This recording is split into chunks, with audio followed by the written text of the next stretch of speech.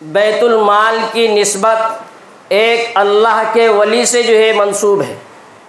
نسبت ایک بڑی چیز ہوتی ہے، نسبت سے بہت اونچے مقام بلند ہوتے ہیں۔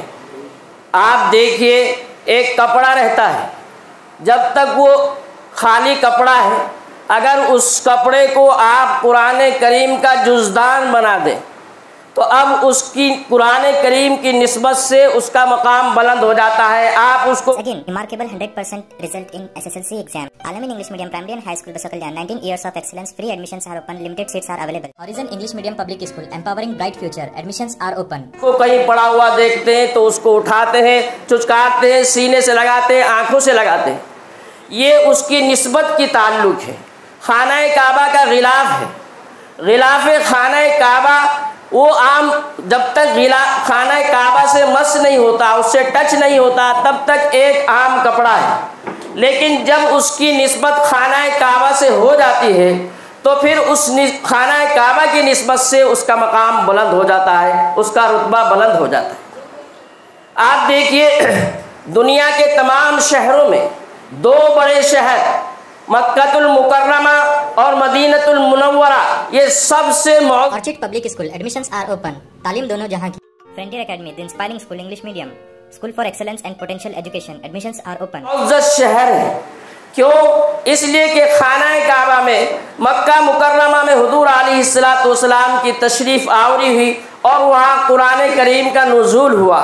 پھر آپ صلی اللہ علیہ وسلم مدینہ منورہ تشریف لے گئے اور وہ مدینۃ النبی کہلایا۔ اس لحاظ سے ان دونوں شہروں کی دنیا کے اندر اور اللہ رب العزت کے ہاں ایک بہت اونچا مقام اور مرتبہ بلند ہو گیا ہے۔ ابھی آپ الحاج محمد معین الدین صاحب سہروردی، یہ اس بیت المال کے قیام سے پہلے بھی الحمدللہ اپنی نسبت کا خیال رکھتے تھے اور اس نسبت کا لحاظ رکھتے Global English Medium Public School. Admissions are open. Madina English Medium Public School with Hifzul Quran. Admissions are open. ہوئے یہ گورنمنٹ کے بہت بڑے آفیسر کے عہدے سے جو ہے ریٹائرمنٹ ہوئے، اس وقت بھی انہوں نے رفاہی خدمات انجام دی اور الحمدللہ آپ دیکھیے اگر چاہتے تو ایک بڑی پنشن ان کو ملتی ہوگی اور یہ گھر بیٹھ کر کے آرام کے ساتھ میں سکون سے زندگی گزار سکتے ہیں۔ لیکن اس نسبت کا ان کو خیال آیا اور انہوں نے ایسے مقام پر جہاں ان کے بڑے شہر کے مقابلے میں اتنی سہولیات میسر نہیں ہیں، اس کے باوجود یہاں کے غربا، یہاں کے غریب مسلمانوں کے لیے ایک اہم پیغام، ایک اہم کام شروع کیا اور صرف لینے والے نہیں بلکہ ان کو خود کفیل بنا کر کے دینے کی صلاحیت ان کے اندر پیدا کرنے کی کوشش جاری ہے۔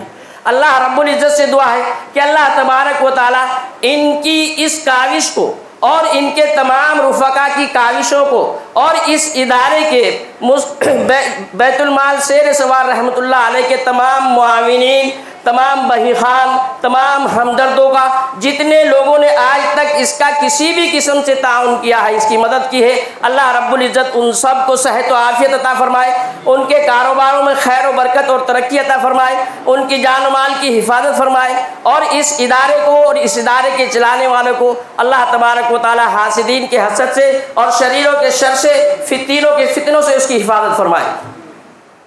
یہ نسبت کے تعلق سے آپ کو یہ بتلانا چاہتا ہوں، جو طالبات یہاں اس ادارے کے اندر داخل ہیں وہ کسی بھی شعبے کے اندر ہوں، ان سے بھی میری گزارش ہے کہ آپ بھی اس نسبت کا ساری زندگی خیال رکھنا کہ آپ کی نسبت ایک بڑے اللہ کے ولی اور شیر سوار رحمۃ اللہ علیہ کے ادارے سے آپ نے فیض قائم کیا ہے۔